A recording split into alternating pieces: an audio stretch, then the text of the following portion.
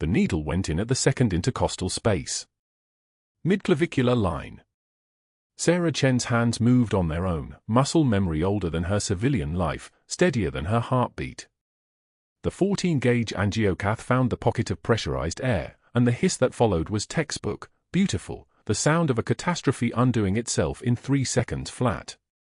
The oxygen saturation number that had been bleeding downward on the monitor jerked upright like a startled animal.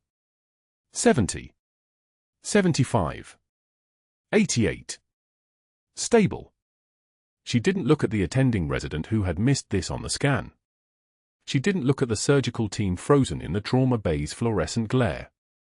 Sarah simply steadied the needle with her left hand, the one with the pale scar tissue running from wrist to knuckles, the one that could hold and fall line in a sandstorm if the sandstorm demanded it, and made a note in Major Ahmadi's chart with the clinical precision of someone who had done this before.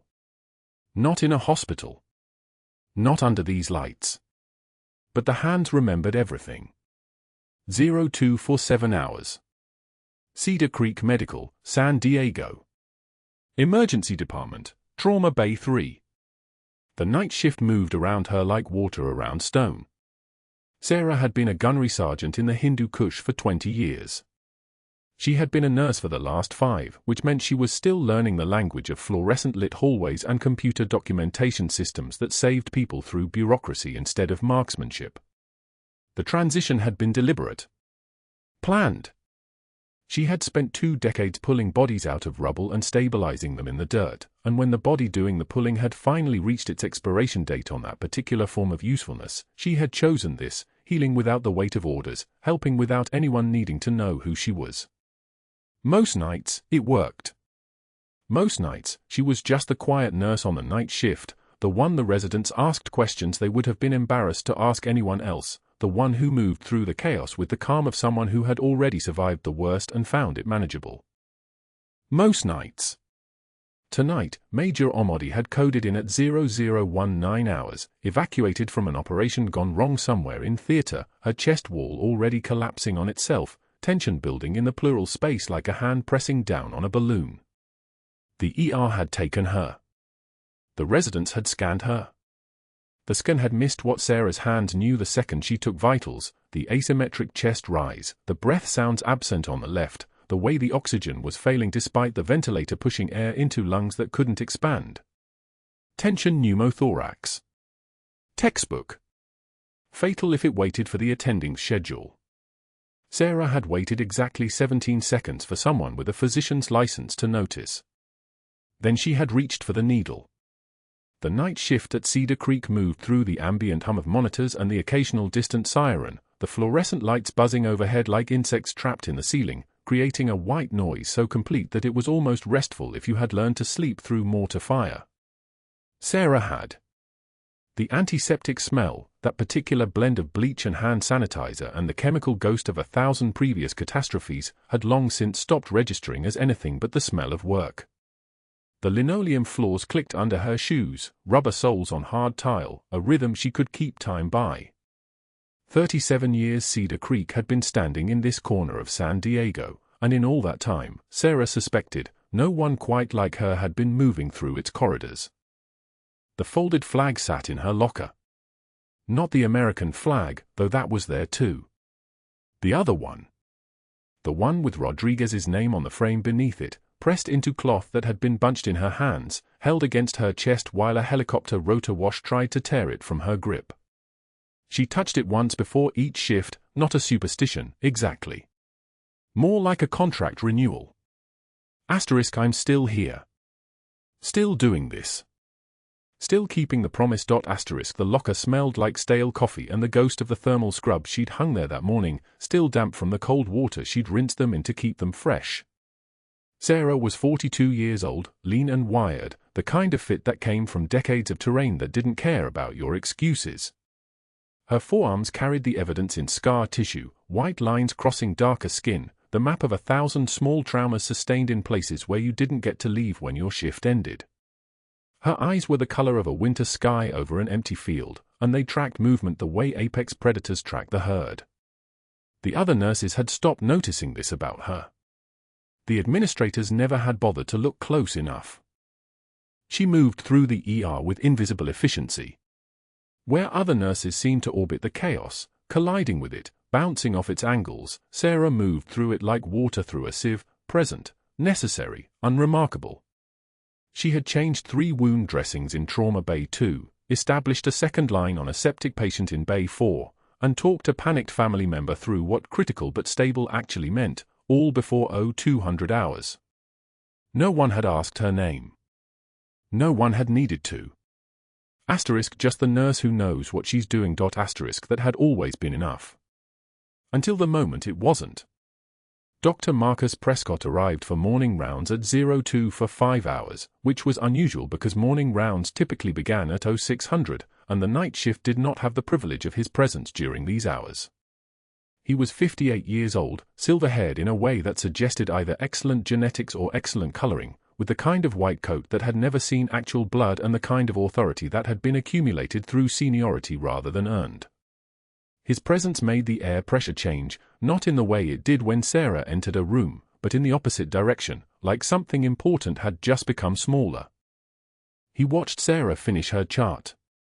She was documenting the needle decompression with the detail-oriented precision of someone who had learned to write reports that might matter during a court hearing. Tension pneumothorax, left side, second intercostal space, mid-clavicular line, 14-gauge angiocath, pressurized air evacuated, immediate improvement in O2 saturation and cardiac output, patient stabilized pending surgical consultation.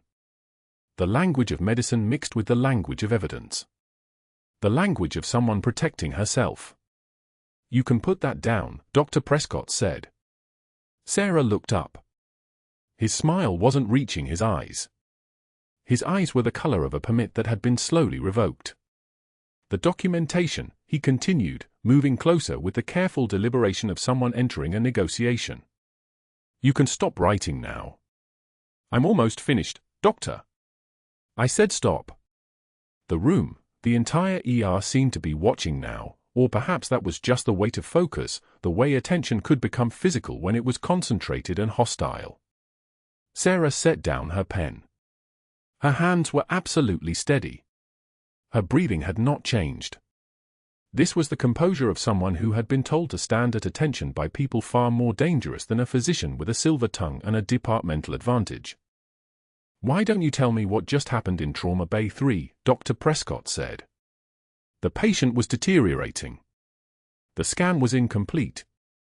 And so you decided, what, exactly? That you had the authority to perform an invasive procedure. The patient coded. The patient was stable. The patient was declining. Sarah's voice remained level, clinical, the voice of someone reporting findings. Asymmetric chest rise, unilateral breath sounds absent, hypoxic despite mechanical ventilation. Tension pneumothorax doesn't wait for physician schedules, doctor. It waits approximately 4 to 6 minutes before it becomes fatal.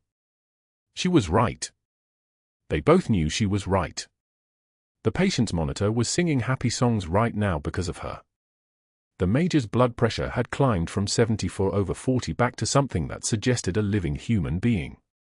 But rightness, Sarah was learning, didn't matter very much in the hospital hierarchy. Dr. Prescott's smile widened. Became something closer to a wolf showing its teeth. Well, he said softly. We're going to have to discuss the protocols here at Cedar Creek. Because I'm quite certain that independent needle decompressions are not within the scope of a nurse's practice, regardless of her background. The way he paused before *background* suggested he meant something other than nursing experience. Sarah had heard that particular inflection before. It usually meant *woman or younger than me or not from this country originally or some other invisible thing that mattered to people who preferred their subordinates to remain subordinate. I understand, doctor, Sarah said. Do you? He leaned against the counter beside her chart. His presence made the space feel smaller. Because it seems to me like maybe you've confused your previous job with your current one. That could be a real problem, Sarah. For you. It wasn't a threat. Not technically. It was the kind of comment that was just close enough to professional concern that it couldn't quite be called what it was. Sarah had heard that inflection before too. Many times. Many places. It was the sound of someone testing her boundaries to see where they could be pushed before she pushed back. She didn't push back. She simply returned to her chart and continued writing, her pen moving with the same steady precision as before, as if he had not spoken. As if he was not standing 3 feet away, watching, waiting for her to break. Waiting for her to confirm whatever it was he already believed about people like her, people with scars, people with histories, people who moved with the certainty of someone who had made difficult decisions under pressure and would do it again without hesitation. The silence lasted exactly 7 seconds. Then the overhead speaker crackled to life, Code Blue, Bay 5, Code Blue, Bay 5. Dr. Prescott straightened. Sarah set down her pen, capped it carefully, and stood. He watched her move, watched her jog toward Bay 5 with the easy rhythm of someone whose body knew how to run toward dying rather than away from it. That was when he realized, standing alone at the nurse's station with Sarah's chart in his field of vision, that this night was going to be more complicated than he had planned. The morning briefing started at 0700 hours, 19 minutes after Sarah finished her vital signs rounds on the 3rd floor. She stood at the back of the conference room in clean scrubs, hair pulled back tight, her badge clipped to her waistband beside a small brass pin, worn smooth from 30 years of being turned over in nervous hands, now hidden under the fabric where no one could see it. The pin had come from shrapnel collected off a runway in Kandahar. Rodriguez had made matching ones for his squad before he died. Dr. Prescott sat at the head of the table, coffee steaming in a ceramic mug embossed with Cedar Creek's logo. He was mid-sentence about overnight admits when Sarah raised her hand to present her assessment of Bay 8, a 47-year-old male with elevated D-dimer and subtle signs of pulmonary embolism that the initial scan had missed. The patients presenting with Sarah began. "I'll handle clinical assessments, Nurse Chen. You handle the bedpans." Prescott didn't look up from his tablet. He set it down carefully, as if placing an important artifact. "That's what your role requires." The room went still. 15 people stared at their notepads. One of the newer residents, couldn't have been more than 26, made a small noise that might have been a stifled laugh. Prescott smiled. That was the real point. Not the words. The smile. Sarah's jaw tightened. The muscles around her temples went rigid, visible to anyone watching. But she didn't flush red. She didn't blink. She closed her mouth, set her tablet on the nearest chair, and returned to her position at the back of the room with the same controlled bearing she'd used walking through village checkpoints where a single flinch could mean an ambush. By the time she stopped moving, her expression had reset to blank competence. Prescott resumed his briefing. He spoke with the satisfaction of a man who understood institutional leverage. He had seniority, board connections, 32 years of accumulated authority. He had tenure. And Sarah Chen was just a night shift nurse who spoke only when spoken to and folded her hands when she wasn't needed. Easy target. The kind of person who understood hierarchy because she'd lived it. What Prescott didn't understand was the difference between hierarchy and discipline. The nurse's station occupied the heart of Cedar Creek's 3rd floor, a semicircular desk with 7 workstations, a medication dispensary locked behind tempered glass, and a bulletin board thick with shift schedules and insurance updates. At 1,115 hours on day 2, Sarah was reviewing medication interactions when Prescott arrived with a leather portfolio under one arm and that same expression of calculated ease. "I'm taking bets," he announced to the entire station. His voice carried the cadence of someone accustomed to being heard. "Our little Florence Nightingale here quits by Friday. Any takers?" He pulled out his wallet, expensive leather, the kind that required a second mortgage, and laid a $20 bill on the counter with ceremonial precision. The green rectangle of it sat between Sarah and a computer monitor like an accusation. "What do you say, sweetheart? Want to save everyone the suspense." He smiled that smile again. The one that made the air taste like copper and antiseptic. Sarah stared at the 20. Then at Prescott. She didn't speak. Didn't reach for the money.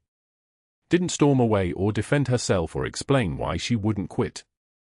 She simply turned back to her chart, her hand steady on the keyboard, and continued reviewing the medication list as if he'd made a remark about the weather.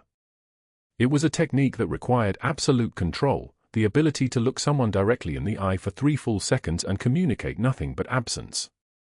No anger. No fear. No recognition that he existed at all. Prescott waited, his smile beginning to fray at the edges. Come on, Chen. One bet. Put your money where your mouth is. Sarah didn't respond. Didn't pause. Didn't acknowledge him in any way. He picked up the 20, shoved it back into his wallet with more force than necessary, and walked away. One of the senior nurses, Patricia, who'd worked with Sarah for 4 years, made a small sound in her throat. Not quite a laugh. More like a compressed sigh. By day 3, Prescott had completed his rounds early and positioned himself in the hospital cafeteria during Sarah's lunch break. This was calculated. Strategic. The kind of move a competent predator makes when social pressure fails. Sarah carried her tray past the doctor's table, salad, coffee, a sandwich wrapped in paper, when Prescott extended his leg into the aisle. Not quite enough to trip her. Just enough to force her to stop. Nurse Chen, he said, looking up with exaggerated attention. About that sedative order you questioned yesterday. The one you said was contraindicated. Sarah held the tray level, waiting. I reviewed the literature. You were wrong. He stood as he spoke, his movement deliberate and slow. The dosage is within standard parameters. Sometimes experience matters more than. His elbow rose as his body straightened. It caught the edge of the tray with what could have been an accident. Could have been. The tray tipped, tilted, and fell. Food scattered across the linoleum in a canvas of spilled salt and disrupted bread. The plastic clattering sounded like dropped brass casings echoing off tile. The cafeteria compressed into silence, that specific kind of quiet where people stop chewing and hold their breath. Prescott stepped back, surveyed the wreckage at his feet, and smiled. Oops, he said, his voice dripping with false apology. Better clean that up, sweetheart. Sarah looked at the fallen tray. At the salad dressing spreading across the floor like blood spatter. At her sandwich wedged under a chair. At Prescott's face, which was already turning away as if the moment had concluded, as if he'd won and the victory was his to pocket. She set her coffee cup on the nearest table, the same one where Prescott sat today. It did not tip. Her hands remained steady. She knelt down, began gathering the pieces of her tray, and worked in silence while a janitor hurried over with a mop. No one at the table spoke to her. No one met her eyes. They all understood what had just happened. It was a demonstration. A reaffirmation of power. A message that Sarah Chen existed at the pleasure of the hospital's senior physician and could be humiliated at any moment he chose. She didn't need them to explain it. She'd learned the language a long time ago. But that wasn't the worst part. The worst came on day 4 when Sarah was reviewing the chart for a 29-year-old trauma patient with atypical presentation. The doctor's assessments were superficial, focused on the obvious injuries, missing the subtle cascade of metabolic changes that suggested internal bleeding. Sarah had flagged 7 specific markers in the nursing documentation. Her handwriting was precise, clinical, the script of someone trained to communicate in the language of observation and fact. She was standing in the hallway outside Bay 6 when Prescott approached with 2 residents trailing behind him like remoras following a shark. He didn't ask questions. Didn't offer commentary. He simply reached out and snatched the charts from her hands, the paper sliding against her skin like a violation. Then he threw them, actually threw them, with force, across the corridor. Charts exploded, pages scattering in a chaotic bloom of clinical assessment and vital signs. They landed face down on linoleum, bent and creased, some sliding under the medication cart. Pick those up, sweetheart, Prescott said, his voice thick with satisfaction. Then maybe review the sections on staying in your lane. The 2 residents stared at their shoes. One of them, the younger one, probably third year, looked like he wanted to say something, but he didn't. Nobody did. The hospital hallway at Cedar Creek Medical was a professional environment, and professionals understood hierarchy. Professionals understood who held the leverage. Sarah watched each page settle. Watched them come to rest in their new positions. She didn't move immediately. She just stood there, her breathing controlled and even, her hands at her sides, her expression the color of burnished steel. 10 seconds passed. Then 15. Prescott's smile began to waver because he'd been expecting a reaction, anger, tears, the sound of defeat, and instead what he got was her eyes meeting his with the flat, assessing gaze of someone looking at a problem that didn't require solving. When she finally spoke, her voice had dropped an octave. It came out sounding like something cold and deliberate, like a weapon being assembled in the dark. The difference between us, Doctor, is that I actually remember why I took the oath. She turned on her heel and walked away. Her boot heels clicked against the linoleum in a steady rhythm, 1, 2, 3, 4, the sound of someone moving with purpose through a space that belonged to them as much as it belonged to anyone. Behind her, Prescott stood red-faced among the scattered papers, his leverage suddenly feeling fragile, his victory suddenly tasting like something incomplete. A janitor quietly began collecting the charts, and somewhere in the silence that followed, the entire hospital seemed to hold its breath. Sarah moved toward the supply closet at the end of the corridor. She didn't run. She walked. But once inside, once the door had closed behind her and the fluorescent lights had dimmed to a dim hum of institutional white noise, her hands found the edge of the metal shelving and gripped it until her knuckles went white as bone. Her breathing remained controlled, in through the nose, out through the mouth, the same pattern she'd used in ambush situations and chopper landings and the moment they told her Rodriguez wasn't coming home. But beneath that control, something was trembling. Not fear. Not weakness. The trembling of restraint, of hands that had been trained to destroy held back by a will that remembered why destruction had never been the real answer. Then, at 1,430 hours, the emergency alert sounded. The helipad lights blazed visible through the third-floor windows. The rotor wash of an incoming military medevac shook the entire building, rattling windows in their frames, causing surgical carts to roll an inch on their wheels. Security personnel sprinted down the corridors. The ER staff pivoted from routine care to crisis mode with the choreography of experience. Sarah heard the commotion from inside the supply closet, heard the chaos of response, heard the specific urgency in voices that meant something important was arriving. She emerged and joined the flow of staff moving toward the bay. Through the ER windows, she could see the aircraft, a UH-60M Black Hawk with military markings, a four-man security detail in tactical gear, a single gurney being offloaded with the care of someone handling a classified asset. The patient was unconscious, mid-20s, wearing combat fatigues marked with Special Forces insignia. Female. Evacuated from circumstances that no one was explaining because clearance probably didn't allow it. The patient arrived in Trauma Bay 3. Dr. Reeves, the attending, was competent but drowning in the chaos of simultaneous admissions. He missed subtle findings in the initial assessment, the kind of small details that killed people quietly, that turned salvageable into tragedy. Sarah watched from the hallway where Prescott's recent scheduling changes had reassigned her to med supply inventory. She was technically off critical care rotation. Technically not permitted to participate. Technically invisible. But as the patient was transferred to the trauma bed and monitors began displaying a cascade of vital signs, Sarah's eyes fixed on the chart being handed to the new trauma nurse, a second-year resident named David who was competent enough for routine cases but not seasoned for this. Something about the patient's face caught Sarah's attention. The bone structure. The angle of the jaw.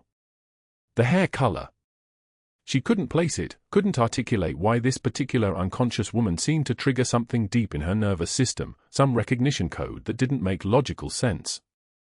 It was the same instinct that had kept her alive in villages where danger didn't announce itself and in operations where the difference between assessment and survival was measured in milliseconds. Then she saw the name on the chart. Major Ahmadi. Sarah's hand trembled. Just once. Just for a breath. Then the control reasserted itself, the discipline taking over, the trained warrior reasserting command of the instrument of her body. But for that one moment, the name on the chart had meant something that changed the entire geometry of this moment, that recontextualized everything happening in Trauma Bay 3, that suggested the universe had just made a move on a board Sarah didn't know she was still playing. Prescott appeared at the bay entrance, surveyed the scene with his standard expression of administrative authority, and made his move. He reassigned Patricia, the experienced trauma nurse with 16 years of critical care, to a minor laceration case 3 bays over. Then he formally installed David as the primary monitor on Major Ahmadi's case. It was a calculated decision, another assertion of control, another demonstration that Prescott's authority extended into moments that should have belonged to competence rather than hierarchy. He made deliberate eye contact with Sarah as he did it. That same small smile playing at his lips. The message was clear: I own this moment. I own this patient. And you don't get to participate. Sarah stood in the hallway, her badge clipped to her waistband beside Rodriguez's pin, and watched the monitors display the Major's vital signs. She forced herself to turn away. Forced herself to walk back toward the supply closet. Forced herself to return to inventory duty as if nothing had changed, as if her hands weren't moving on their own now, as if something in her had shifted from dormant to active and couldn't be switched off again. But she couldn't shake it. The feeling that something dangerous was happening 3 bays away. The same instinct that had kept her alive in the Hindu Kush was screaming that this patient, this specific woman with this specific name, was in danger, and Sarah was the only person in the hospital who understood the scale of what that danger meant. The medevac's rotor wash hit the Cedar Creek Medical helipad like a physical force at 1,430 hours, rattling the windows in the 4th floor ER and sending a visible tremor through the glass. Sarah heard it before she saw anything, the distinctive thump-thump-thump of military helicopter blades, a sound that lived in her muscle memory from 2 decades ago. Her hand stilled over the medication cart.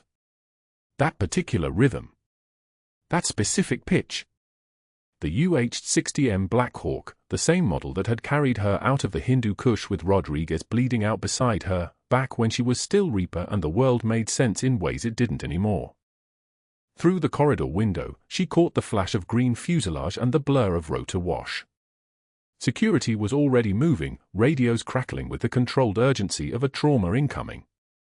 The ER coordinator's voice cut through the intercom: incoming medevac. Trauma Bay 3. Special Forces medical evacuation from the field. Not local. Not a car crash or a fall. Military. Active duty. The words dropped into the room like a stone into still water, and Sarah felt every nurse's attention shift. She stood in the medication alcove, 2 floors below the helipad, holding a syringe of metoprolol that suddenly felt very small. The hospital had trained its staff for military arrivals. San Diego's proximity to Camp Pendleton and Naval Base San Diego meant they got more combat casualties than most civilian hospitals.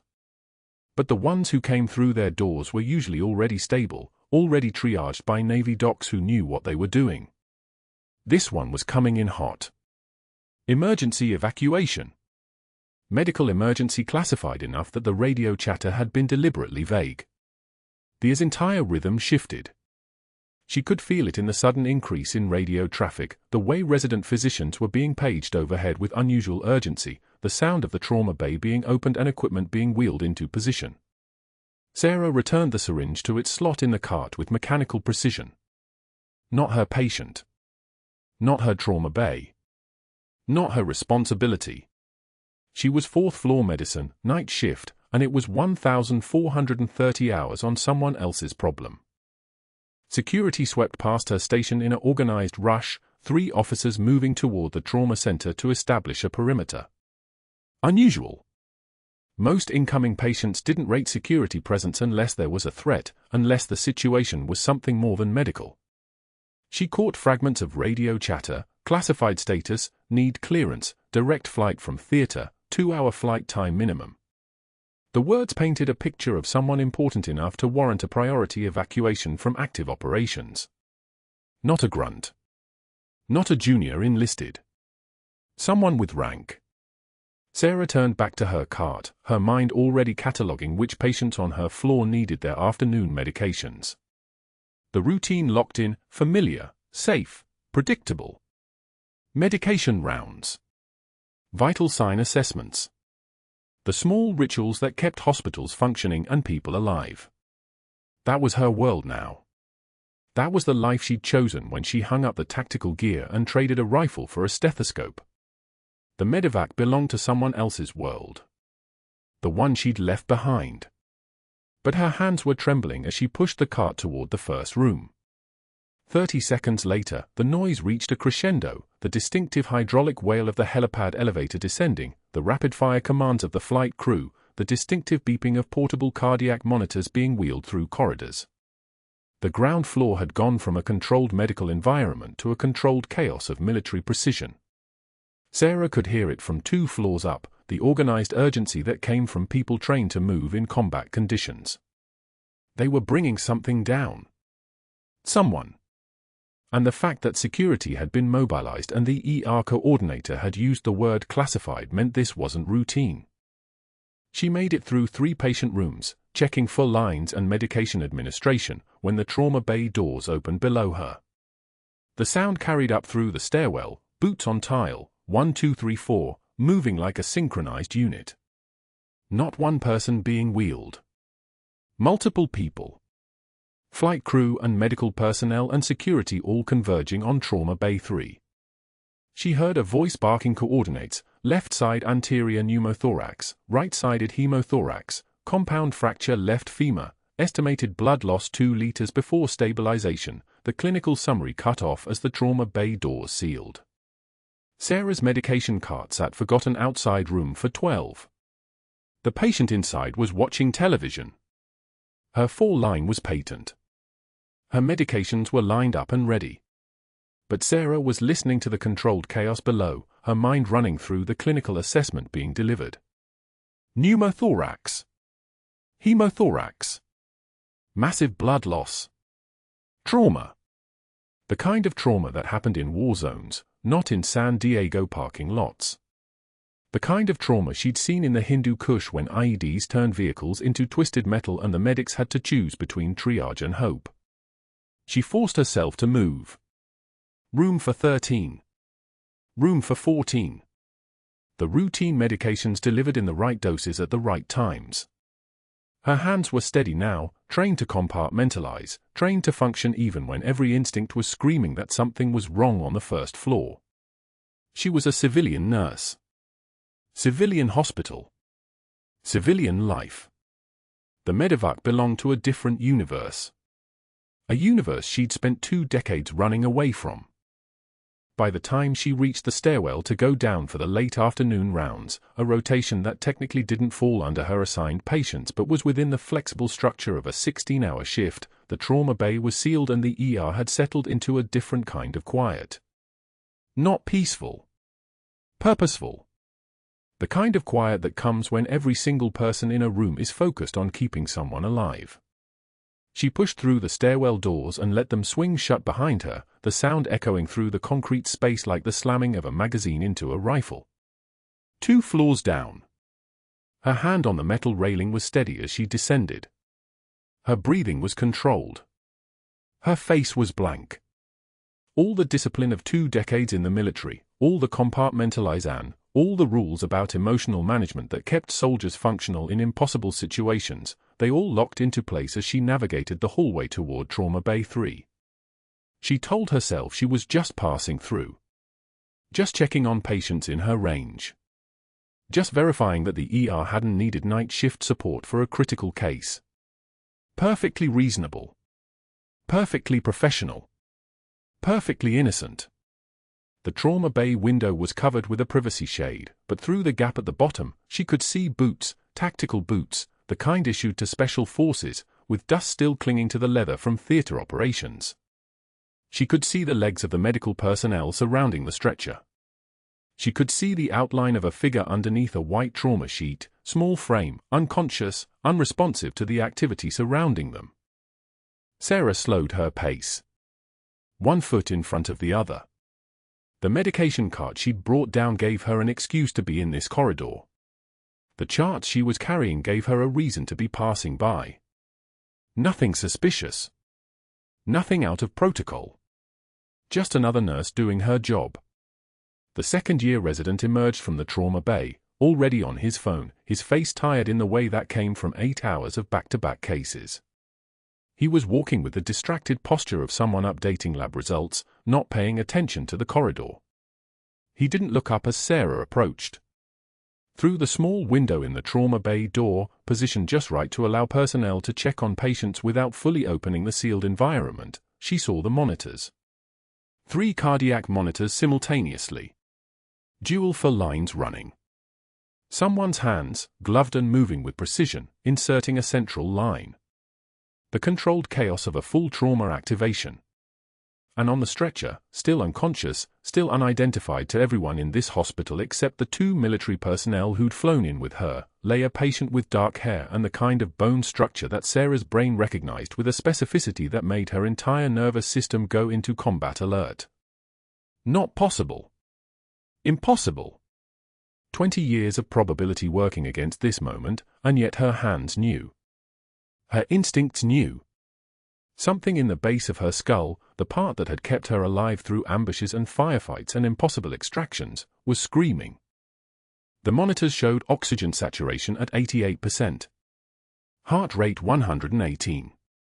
Blood pressure 106/62 and trending down. The resident was still on his phone, still distracted, still not paying close attention to the visual presentation of a patient whose condition was already deteriorating. Sarah stopped walking. Stood in the hallway like someone reading a chart. Gave her eyes 5 seconds to trace the details that would confirm or deny what her instincts were already screaming at her. The height. The hands. The shape of the face half visible beneath the oxygen mask. The military-issue identification band still secured around one wrist, the name too far away to read but the classification stamp visible even at this distance. She forced herself to continue walking. Forced herself past the trauma bay. Forced herself to maintain the professional composure that had carried her through 2 decades of civilian life. Just a nurse passing by. Just routine corridor traffic. Nothing to see. Nothing to investigate. Nothing to act on. But her heart was running at 120 beats per minute and her hands were cold, and somewhere in the trauma bay, a woman was fighting for her life while lying unconscious and unaware that the medic who'd carried her through an ambush 11 years ago was standing 20 feet away on the other side of a sealed door, trying to remember how to breathe. The trauma bay door opened. A nurse emerged, moving toward the supply station. Sarah's eyes stayed on her chart, her professional mask locked in place, her jaw set like steel forged in the mountains of the Hindu Kush. Don't react. Don't acknowledge. Don't let anything show in your face that reveals what you know. That was the rule. That was always the rule. But the feeling that something dangerous was happening behind that sealed door, that a woman Sarah had sworn to protect was somewhere inside that room, fighting a battle she couldn't remember, against an enemy she couldn't see, was becoming harder to compartmentalize with every passing second. The monitors beeped. Regular rhythm. Heart rate still climbing. Oxygen still dropping. The second-year resident appeared in the window again, now focused on his phone and a lab result, entirely unaware that the woman on his stretcher was experiencing exactly the kind of deterioration that killed soldiers in the field when someone didn't notice it fast enough. Sarah's hands were steady as she updated a chart that wasn't actually hers. But under her professional composure, under her civilian carefully constructed life, something that had been dormant for 20 years was beginning to wake up. The feeling that something dangerous was happening 3 bays away. The same instinct that had kept her alive in the Hindu Kush was screaming that this patient, this specific woman with this specific name, was in danger, and Sarah was the only person in the hospital who understood the scale of what that danger meant. The vital signs monitor above Major Ahmadi's bed showed the problem in numbers that couldn't be ignored. Oxygen saturation 71% and dropping. Respiratory rate 28, shallow and rapid. Her chest rise asymmetric, the left side moving while the right side lay still as a corpse. Sarah had seen this pattern before, in a field hospital outside Kandahar, in a medevac helicopter over the Paktia province, in the moments when a misdiagnosis meant watching someone die from the air they couldn't breathe. Tension pneumothorax. The pressure building inside the chest cavity with each breath, collapsing the lung, pushing the heart toward the opposite side. The initial scan had missed it. The residents were focused on the trauma from the extraction, the secondary injuries, the bleeds they could see on imaging. Nobody was watching the clock. Nobody was counting the minutes before the major went into cardiac arrest. Sarah moved without hesitation. She'd spent 20 years building a civilian life, keeping her hands in the world of medicine instead of the world of war, but muscle memory didn't care about civilian protocols. Muscle memory only knew what kept people alive. She grabbed the emergency cart, found the 14-gauge angiocath needle, and positioned herself at the second intercostal space, mid-clavicular line on the major's right side. The skin prepped with antiseptic that smelled like hospitals everywhere, chemical and sharp and sterile. She didn't ask for permission. She didn't call the resident.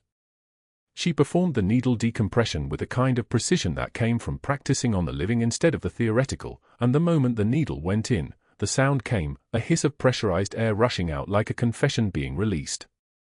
The monitor responded immediately. Oxygen saturation 71%. 75. 82. 88. The respiratory rate dropping back to normal. The asymmetric chest rise equalizing. Major Ahmadi's color already shifting from gray-blue toward something closer to human. Sarah documented everything with clinical precision. Time of intervention. Procedure performed. Patient response. Vital stabilizing. Her handwriting was exact because her mind was exact, because in Special Forces operations, documentation was survival, everything recorded so that whoever came after would understand what happened and why. She didn't hear Dr. Prescott enter Trauma Bay 3 until he was already reading over her shoulder. You performed an invasive procedure without physician authorization. His voice carried to the hallway. Not a question. An accusation wrapped in the tone of a man who'd been handed a gift. Sarah straightened. She didn't turn around. She would have died in 3 minutes. That's for the attending physician to determine. Prescott's voice moved like honey, smooth and poisonous. Not for a floor nurse to decide unilaterally. The residents in the doorway looked at their feet. Nobody contradicted Prescott. Nobody ever did. He left the bay and Sarah heard him making calls within minutes. His voice carrying down the hallway with phrases that felt surgical in their precision. Liability exposure. Unauthorized invasive intervention. Scope of practice violation. The hospital administrator's voice on the phone, cautious and legal, already calculating how to protect institutional assets instead of the asset that had just saved a patient's life. Within 90 minutes, security approached Sarah at the nursing station. The message was delivered quietly but with the weight of finality. Her access to patient records was being restricted pending investigation. She could no longer document the decompression. She could no longer access the major's chart. She could no longer be part of the clinical narrative that would determine whether her actions were heroic or criminal. Dr. Reeves, the attending physician who would have ordered the decompression himself, was suddenly reassigned to an emergency in the pediatric wing. Sarah didn't believe there was an emergency. Nobody believed there was an emergency. But Reeves was gone, and without him, there was nobody in the chain of command who could defend what she'd done. The termination meeting came at 0130 hours. The administrator's office. 3 witnesses, residents who depended on Prescott's recommendations for their futures, their scholarships, their letters of recommendation. They looked at their feet the entire time, already understanding what was happening, already calculating which way the wind blew. Effective immediately, your employment is terminated for gross violation of scope of practice protocols. The words were official, typed up, stamped with institutional authority. Your final paycheck will be mailed to your home address. Sarah listened without flinching. She'd been terminated before, from one life, discharged from active duty, released back into a civilian world that didn't know how to hold people like her. She knew how to accept orders. She knew how to accept consequences. She knew how to make the choice between fighting a battle you couldn't win and preserving yourself for the ones that mattered. She handed over her badge. The photo on it was from 3 years ago, before the lines around her eyes had deepened, before she'd learned to stop hoping that Cedar Creek Medical was actually a place where competence mattered more than seniority. The empty locker room at 0300 hours was a specific kind of silence. The fluorescent lights hummed their mechanical lullaby overhead. The lockers were dark except for hers, which stood open and waiting to be abandoned. Sarah removed her scrubs, the blue ones she'd worn for the night shift, the ones that smelled like disinfectant and other people's blood, and the coffee she'd drunk cold at 0200 because there wasn't time for hot. She folded them with military precision. Each crease exact. The ritual automatic because her hands knew the movement before her mind had to think about it. Fold once. Fold twice. The final fold, crisp as a salute. She placed them in the hospital laundry bin, watching them disappear into the white plastic container with the kind of finality that felt like the end of something. Her fingers touched the shadow box on her locker shelf, the folded flag from Rodriguez's funeral, the one draped over his casket in Arlington, the one she'd asked for instead of taking it home. She thought about Rodriguez pulling the children out of the village. She thought about him taking rounds meant for a 7-year-old girl named Kara who was now wearing Special Forces insignia in Trauma Bay 3. She wondered if she'd failed him by not fighting harder, by not demanding justice for the girl he'd died saving. But that wasn't the kind of thinking that kept people alive. That was the kind of thinking that destroyed them. She closed her locker for the last time. She walked out through the employee entrance, past the parking lot where ambulances were still arriving with new emergencies, past the ER she would never work in again, past the career she'd built as carefully as she'd built everything else in her civilian life. In Trauma Bay 3, Major Ahmadi's vitals remained stable because of the procedure that cost Sarah everything. The Major's oxygen saturation held at 89%. Her breathing steady. Her heart rate normal. Everything that kept a human being alive, maintained by the intervention of a woman who'd just walked out into the San Diego darkness at 0315 hours with no job and no plan, and the kind of exhaustion that came from saving someone's life and getting fired for it. The next morning came too early and all wrong. Sarah didn't have a reason to wake up at 0500 hours anymore. She didn't have a night shift to prepare for. She didn't have patients waiting for her. She had an empty apartment and a kitchen that smelled like yesterday's coffee and a phone that wouldn't ring because nobody knew to call her anymore. She went to Cedar Creek anyway. Not to work. To collect the things that belonged to her. The flag. A few personal items. Nothing else mattered. The locker room was empty at 0900 hours. Shift change hadn't happened yet. The morning crew was already working. Sarah opened her locker and reached for the shadow box containing Rodriguez's flag, her hands moving with the same composure they'd maintained through everything else, when the recovery room nurse burst through the door with the kind of breathlessness that meant something had changed. "The Major is awake. She's asking for someone." The nurse paused, reading something from her tablet. "Someone called Reaper." Sarah's hands froze on the flag. That call sign hadn't been spoken in 15 years. That call sign belonged to a person who no longer existed, or so she'd thought. A person from the Hindu Kush. A person from the village outside Sanjan Valley. A person who'd carried an 8-year-old girl through 11 miles of enemy territory while rounds snapped past her head and Rodriguez bled out behind her. She walked to recovery like someone moving through a dream, and when she entered the room, Major Ahmadi's eyes opened and focused with the kind of clarity that came from a mind trained in Special Forces operations. "Gunnery Sergeant Chen." Kara's voice was hoarse but certain. "I never forgot." Sarah's knees nearly buckled. A nurse handed her the Major's service record, and her hands trembled for the first time in 20 years as she read the notation that jumped out like a brand. Rescued during Operation Guardian Angel. Hindu Kush region. Age 8. Refugee resettlement 2004. The 8-year-old girl was now a major in the United States military, and her hands had just been firing weapons that people like Prescott only read about in classified briefings. "You carried me for 11 miles.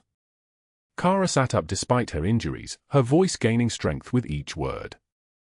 "I was 8 years old and you wouldn't let me go, even when they were shooting at us."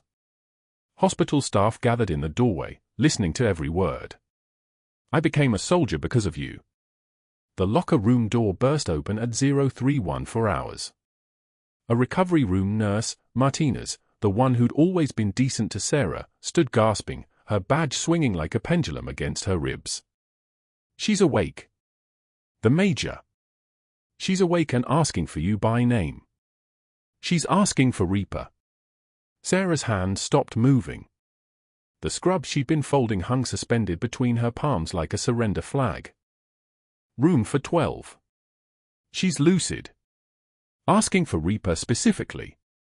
"I don't know who that is, but..." Martinez paused, studying Sarah's face. "It's you, isn't it? She's asking for you." Sarah set the scrubs down on the metal bench. Her voice came out level, measured, a voice she hadn't used in 20 years. "Thank you, Martinez." She walked to the hospital records terminal with the kind of deliberate calm that comes from having already survived the worst. Her fingers found the Major's file. Kara Ahmadi. Born 1996. Service record classified except for this notation, rescued during Operation Guardian Angel, age 8, refugee resettlement 2004. The date hit like a decompression chamber. Operation Guardian Angel. Hindu Kush. The village after the massacre. A child's weight against her chest for 11 miles through enemy territory, through rockfall and sniper fire, through a night that had felt longer than her entire life. A child who'd looked up at her with eyes that had seen too much and whispered in Pashto, "Will you come back for me?" Sarah's hands trembled as she read the rest. Kara Ahmadi had come back.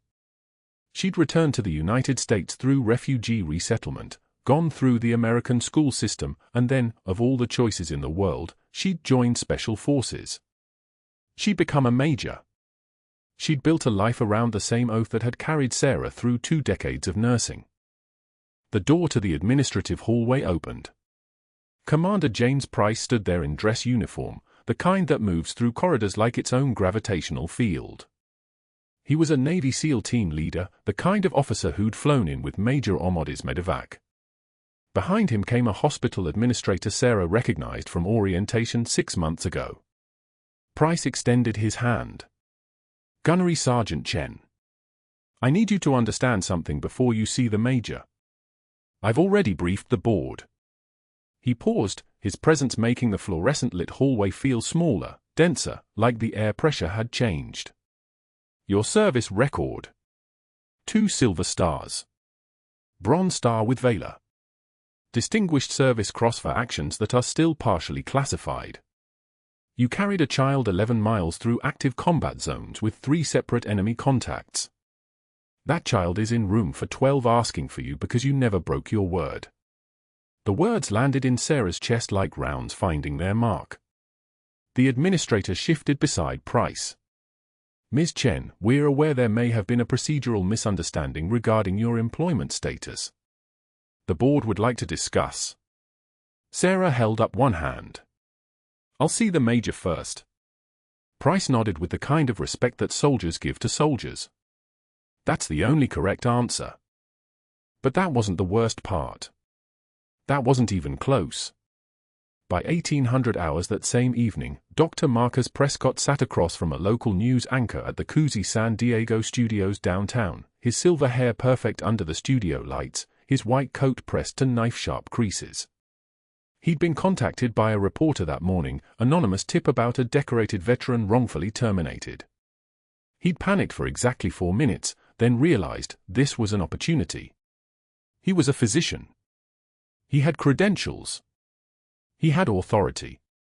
He had institutional standing. The interview began softly. "Dr. Prescott, thank you for joining us tonight. Can you tell viewers about protocol enforcement in high-pressure medical environments?" The anchor smiled with a kind of softness that makes predators relax. Prescott leaned back, started his rehearsed defense. Professional standards. Scope of practice. Even well-intentioned nurses must understand the hierarchy. The words came smooth as oil. He was winning. He could feel it. 3 minutes in, the anchor's earpiece crackled. She held up one finger. "We're taking a live call. Brigadier General James Hawthorne on the line." "General, welcome." The voice that filled the studio sounded like someone had amplified gravel through a tank engine. "Thank you. Dr. Prescott, I'm reviewing your employment history. I'm confused about something. You left Dallas Medical Center under threat of malpractice litigation in 2019. 3 patients died due to documented negligence in your care. The hospital settled quietly to avoid publicity. Is that accurate?" Prescott's jaw tightened. The studio light suddenly felt very bright. Hawthorne continued, "Relentless, because I'm holding records showing you deliberately reassigned competent nursing staff who questioned your clinical judgment. You're not protecting professional standards. You're protecting your ego." Gunnery Sergeant Chen has 2 silver stars and a Distinguished Service Cross. She saved a patient's life while you were building a termination case. You targeted her because her competence exposed yours. Live on air. 14 million people watching. The comment section exploding in real time. Prescott tried to speak. His mouth opened and nothing emerged. The anchor leaned forward with the look of someone who'd just realized she was interviewing a collapsing structure. "Dr. Prescott, is this accurate? Did you leave Dallas under these circumstances?" He stood. Ripped off his microphone. The cord snapped. He walked offset while cameras followed, capturing every pixel of his face draining of color, his mouth opening and closing like something beached, his white coat swinging like the cape of a man who'd lost all authority in 30 seconds. The clip uploaded to YouTube within minutes. Military veteran networks shared it. Nursing advocacy groups amplified it. Former Cedar Creek staff started posting stories of Prescott's targeting, his pattern of humiliation, his strategic dismantling of anyone who threatened his position. By midnight, 14.3 million views. Comment sections filled with witnesses. The California Medical Board announced an investigation at 0630 hours the next morning. Prescott sat alone in his home office that night, watching the video loop. His pale face. His mouth opening. His hands fumbling with the microphone. 14 million replays of his career dissolving in real time. His phone buzzed and buzzed and buzzed until he stopped looking at it. 6 months later, the Cedar Creek Medical Emergency Department hummed with a different rhythm. New protocols. Bias training mandatory. Clear escalation pathways for staff who questioned physician orders. Protection for nurses who spoke up. The kind of institutional change that only happens when someone who understands both the military and the medical world takes the helm. Sarah Chen stood in her new office, Director of Emergency Medicine, unanimous board vote, the title still feeling like someone else's, and pinned Rodriguez's folded flag to the wall. The shadow box caught the afternoon light filtering through the windows, the fabric pressed with military precision, the triangle of stars and stripes holding the weight of 2 decades of service. Major Ahmadi stood beside her in dress uniform, fully recovered, returned to active duty, taking personal leave to witness this moment. 2 warriors who'd saved each other across 28 years, finally standing together in the light. Sarah had carried an 8-year-old girl through the Hindu Kush. That girl had grown into a major. The circle had closed. "You came back," Sarah said quietly. "You didn't have a choice," Kara replied. "I did. I came back to find you." Through the office window, visible in the parking lot below, a medical supply van pulled up to the loading dock. The side panel read SanMed Distribution Services in professional lettering. A man in nondescript clothing emerged, carrying boxes bound for the hospital pharmacy. His head stayed down. His eyes avoided the faces of the nurses signing for deliveries, nurses he'd once condescended to, once threatened, once held authority over. Dr. Marcus Prescott worked for minimum wage driving a van, making deliveries to the hospitals across San Diego. His medical license was under suspension pending investigation. No hospital in California would hire him. The settlements from his previous negligence cases had cost him his savings. His reputation had become a cautionary tale, the kind of story residents told each other about what happens when you prioritize ego over ethics. He returned to his van without incident, head down, invisible among the hundreds of delivery drivers who moved through hospital loading docks every day. He'd become background noise. He'd become invisible. That was the actual sentence, not prison, not financial ruin, but irrelevance. Sarah watched him go with neither satisfaction nor anger. Only recognition. Some people built careers on authority. Others earned respect through action. Prescott had chosen the first path. He'd learned what it meant when it collapsed. Kara stood beside her, still in dress uniform, and spoke quietly. He saved me by carrying me 11 miles through enemy territory. You saved me twice, once as a soldier, once as a nurse. Sarah shook her head. You saved yourself by becoming who you are. I just refuse to forget you. The ER beyond the office windows continued its organized chaos, admissions, monitors beeping, staff moving with purpose, the machinery of emergency medicine turning through another night shift. Sarah had been cast out from this place. Now she led it. The arc had bent. She sat at her desk and opened the patient chart for the next admission, her steady hands turning pages with the same meticulous precision that had kept her alive through 2 decades of military service and had just completed her journey from nurse to director. The work continued. The healing continued. Sometimes the bravest warriors carry stethoscopes, not guns. If this story moved you, if you've ever been underestimated by someone who didn't know your true value, subscribe and share your story in the comments.